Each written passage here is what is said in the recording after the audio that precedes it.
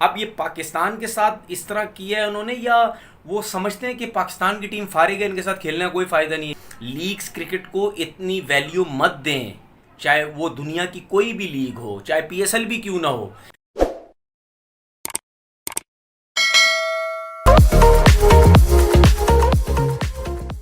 अस्सलाम वालेकुम जी, कैसे हैं आप लोग? सब ठीक ठाक है। एक दफ़ा फिर कुछ न्यूज़ के साथ हाजिर होते हैं। वो ये दो तीन टॉपिक हैं, उस पर बात करते हैं। लेकिन सबसे पहले जो मेरी नज़र में सबसे पहले जो इम्पोर्टेंट टॉपिक है वो ये है कि माइकल होल्डिंग से कहीं बात हुई है मीडिया में, और उनसे ये पूछा गया कि आप दुनिया की हर जगह पे आप कमेंट्री करते हैं, लेकिन आपको हमने कभी किसी लीग्स वगैरह में कमेंट्री करते हुए नहीं देखा। और उनका बड़ा अच्छा जवाब था और बड़ा अच्छा लगा मुझे।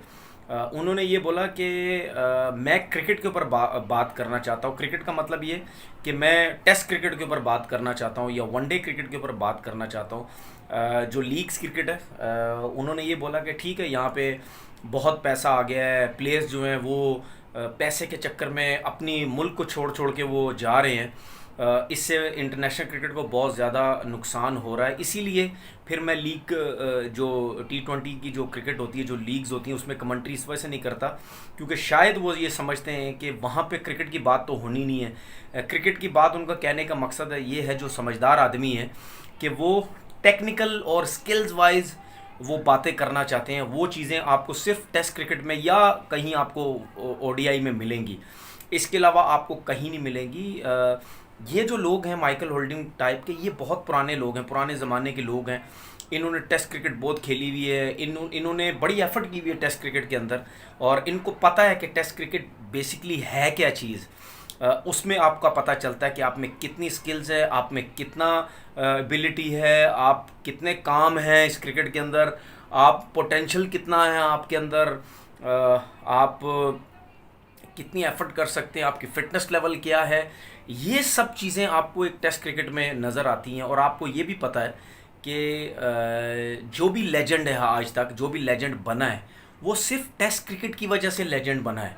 वो वनडे क्रिकेट की वजह से लेजेंड नहीं बना, या T20 क्रिकेट की लेजेंड नहीं बना। लेजेंड का मतलब बेसिकली है ही यही कि वो टेस्ट क्रिकेट से वो जो प्लेयर है वो लेजेंड बनता है। उसके बाद उसकी ODI की जो भी परफॉर्मेंस है। लेकिन वो, अब आपने देखा होगा कि जब कोई बंदा जिसकी डेथ भी होती है, उसकी डेथ होती है, उसके नाम से पहले टेस्ट क्रिकेटर लगाया जाता है, ठीक है ना। तो इसका मतलब ये है कि टेस्ट क्रिकेट की कितनी ज़्यादा वैल्यू है। इसीलिए उन्होंने बोला कि मैं T20 के अंदर, लीग्स के अंदर मैं वो नहीं करता। और हाल ही में आपने देखा कि आई थिंक शैन वॉर्न ने ये भी बात की थी कि जो लीग्स हो रही हैं T20 क्रिकेट की, बहुत ज़्यादा ख़राब कर रही हैं प्लेयर्स को, क्योंकि उस क्वालिटी के, उस तरह के प्लेयर्स, टेस्ट लेवल के प्लेयर्स नज़र ही कहीं नहीं आ रहे।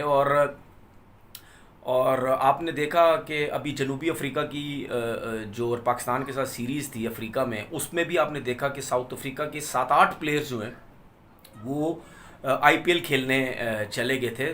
बिकॉज ऑफ, जाहिर सी बात है, IPL हो या कोई सी भी लीग हो, अब जो प्लेयर्स हैं वो पैसे को ज़्यादा वो तरजीह देते हैं। वो समझते हैं कि पैसा ज़्यादा है, और उसमें क्रिकेट बोर्ड भी इन्वॉल्व है। मतलब साउथ अफ्रीकन क्रिकेट बोर्ड भी इन्वॉल्व। उन्होंने बोला ठीक है जी, जाने दो, एक मुल्क की सीरीज़ हो रही है तो क्या हुआ, हालांकि एक कंट्री की सीरीज़ हो रही है दूसरी कंट्री के साथ, और आप अपने प्लेयर्स को परमिशन दे रहे हो। और इसी तरीके से न्यूजीलैंड ने भी यही अभी कुछ 2-3 दिन पहले बात की है कि हम जो पाकिस्तान के साथ सीरीज़ खेलेंगे उसमें उसमें हमें कोई मसला नहीं है। 2-3-4 प्लेयर्स को उन्होंने परमिशन आई थिंक दे दी है कि आप जाएं IPL खेलें। तो उनकी अब ये मुझे नहीं पता कि उनकी सिलेक्शन है T20 के अंदर जो पाकिस्तान से खेलेंगे या नहीं है, लेकिन उन्होंने परमिशन दे दिए कि जी आप खेलें। मतलब न्यूजीलैंड क्रिकेट बोर्ड की नज़र में भी पाकिस्तान क्रिकेट टीम की के साथ खेलने की कोई अहमियत नहीं है। अब ये पाकिस्तान के साथ इस तरह किया है उन्होंने, या वो समझते हैं कि पाकिस्तान की टीम फारिग है, इनके साथ खेलने का कोई फ़ायदा नहीं है, या किसी बड़ी टीम के साथ होगे तो फिर वो परमिशन नहीं देगी। हालांकि ऐसा होना नहीं चाहिए। लीग्स क्रिकेट को इतनी वैल्यू मत दें, चाहे वो दुनिया की कोई भी लीग हो, चाहे PSL भी क्यों ना हो। जब आप अपनी कंट्री से आपकी क्रिकेट चल रही है तो आप अपनी लीग को, अपनी कंट्री को अहमियत दे। उसका माइकल होल्डिंग का कहने का मकसद ये था कि लीग्स क्रिकेट को क्रिकेट बोर्ड ज़्यादा अहमियत दे रहे। अब इस मामले में इस मामले में अब आपने देखा होगा कि आईपीएल जो होती है, आईपीएल के चक्कर में सारी दुनिया, सारे प्लेयर्स आते हैं, क्योंकि वहाँ पे आपको पता है कि लाइव बड़ी ज़बरदस्त होती है। फिर मीडिया में हर टाइम प्लेयर रहता है, और वहाँ पे पैसा भी बहुत ज़्यादा है। तो इस चक्कर में प्लेयर्स जो हैं अपनी जो प्लेयर्स, इसमें प्लेयर्स का कसूर नहीं, इसमें क्रिकेट बोर्ड का कसूर है। तो अपनी कंट्री को सबसे पहले इनको देखना चाहिए। और मैंने भी एक जगह पहले मैं कह चुका हूँ कि जो T20 क्रिकेट है उसकी वजह से टेस्ट क्रिकेट ख़त्म होती जा रही है, और ये आहिस्ता आहिस्ता सबको पता चल जाएगा कि जो T20 है वो कितना ज़्यादा नुकसान पहुंचा रही है इंटरनेशनल क्रिकेट को। तो मेरा ख्याल है माइकल होल्डिंग ने जो बात की थी बहुत ज़बरदस्त, और अपने एक्सपीरियंस के हिसाब से बड़ी अच्छी बात की थी। दूसरी बात ये करते हैं कि जी श्रीलंका का टूर चल रहा है जी इंग्लैंड में, और श्रीलंका जी की जो सूरत हाल है बहुत बुरी है। आई थिंक मिकी आर्थर की आने की वजह से हुआ ये क्या हुआ, ये हालात तो पाकिस्तान के भी थे।